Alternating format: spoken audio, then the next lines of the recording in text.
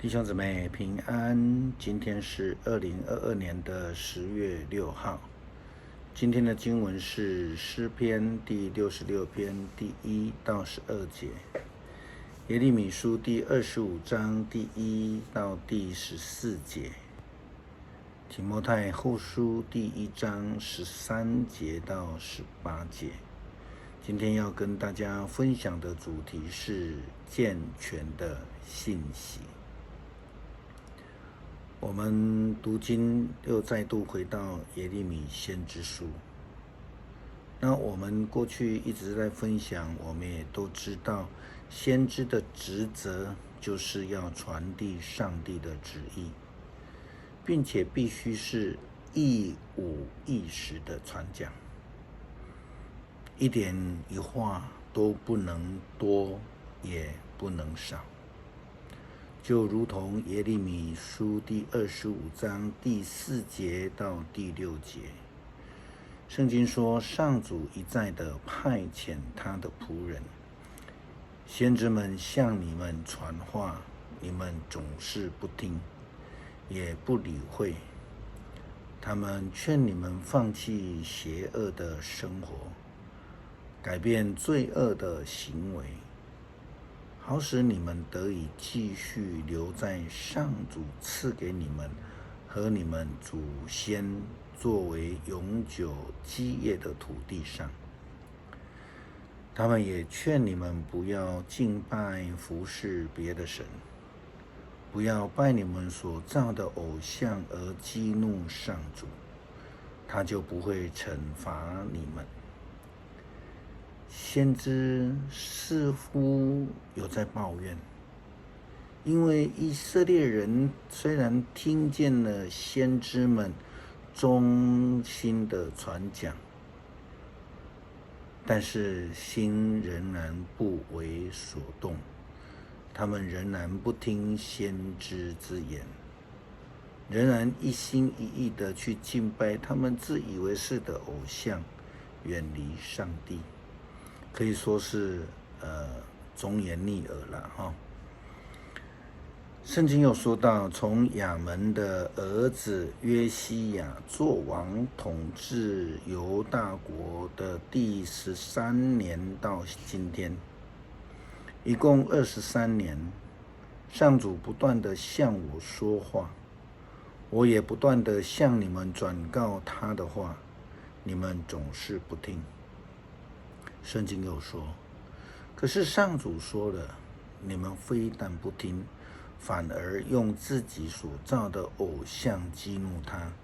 为自己招来惩罚。问题是在于以色列人不愿意听先知之言，不愿意顺服上帝的旨意，并不是先知没有忠心的传递上帝的旨意。上帝忠心的仆人必须将上帝健全的信息一五一十的传递，应当要尽心的担任传讲的职责。因为若不忠心的传讲，就是与那一些先知们同伙了。那一些假先知们传讲的是自己的话，不是上帝的旨意，他们所传递的假讯息，造成了以色列人心里面的刚硬。它就好像是上帝的先知所说的都是逆耳的，上帝的先知所传的都是假的，当然也因此造成了以色列人民心里面更为刚硬。他们不愿意回转来向上帝。非常明白的，上帝的仆人先知们的职责，就是要将上帝劝告以色列人的话来劝告他们，要让他们回转，或者是如同我们之前所分享的，先知之言是一种禁止进入的告示牌。但是以色列人民却选择视若无睹，他们继续闯入了禁区，在禁止进入的地方就遇到了困难，就如同耶利米先知所提的，为自己招来了惩罚。事实上，不只有上帝的仆人应当要坚持在传讲上帝的旨意，就连基督徒，每一个基督徒都应当坚守上帝所赐给我们健全的信息。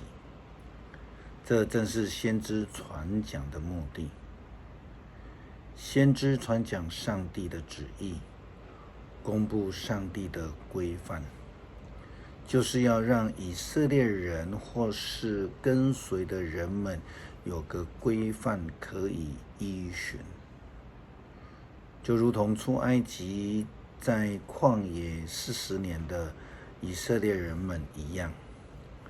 在旷野的过程学习以上帝的诫命作为他们生活的准绳。保罗告诉提摩太说，你要坚持我所给你那健全的信息，作为你的规范，也要守住我们跟基督耶稣连结所得到的信心和爱心，要借着住在我们内心的圣灵，持守那托付给你的美善。这里保罗所强调需要坚守的健全信息，就是上帝的美善，是对上帝的信心，以及需要实践的爱心。保罗这样说是有他的背景的，因为当他再次的被逮捕的时候，亚细亚的基督徒们为了自身的安全考量，大多数不敢承认他。保罗说，你知道在亚细亚省的人都离弃了我，包括腓吉路和黑摩奇尼在内。虽然他们不是背离信仰，但就如同耶稣基督受难被捕的时候，他的门徒彼得也为了自身的安全，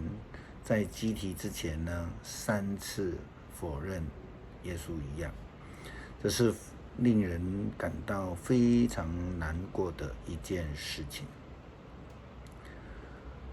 保罗另外提到了一位基督徒，他的名字叫阿尼色弗和他的一家人，他们则是坚守的健全的信息，不但没有拒绝承认保罗，更是主动的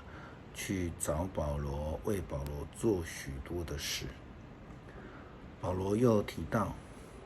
愿主怜悯阿尼色弗他一家，因为他屡次鼓励我，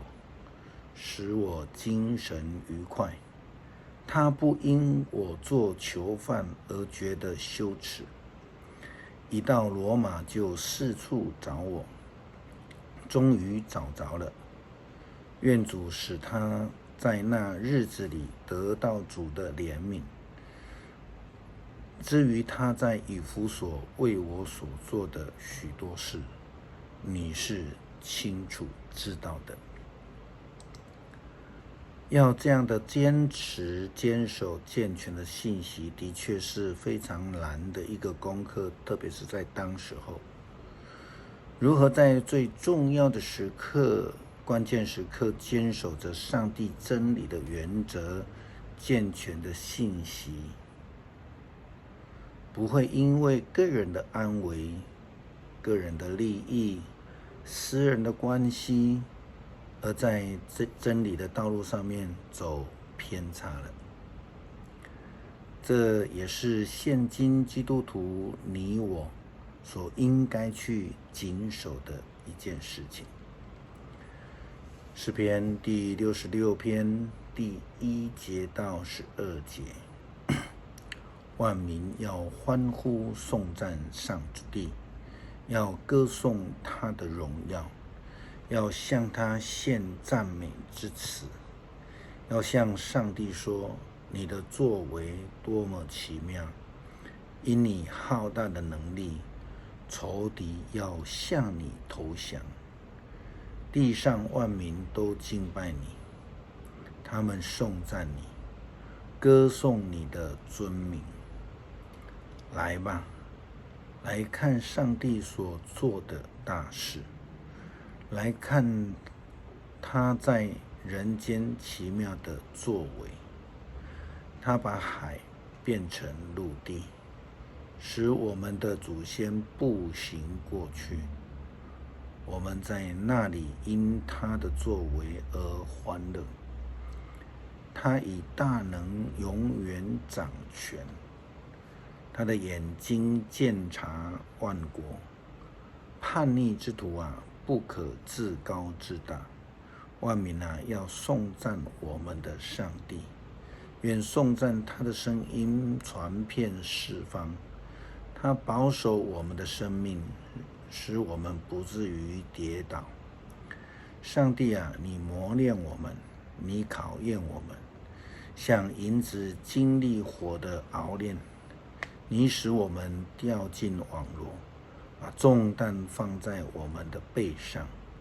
你让仇敌践踏我们，你使我们经历洪水与烈火，但现在把我们安置在稳妥的地方。感谢上帝呼召我们，如同过去呼召保罗、提摩太一样，能够来服侍你。求主让我们能够专心的传扬你所交代在我们口中健全的信息。祷告奉主耶稣基督圣名求，阿们。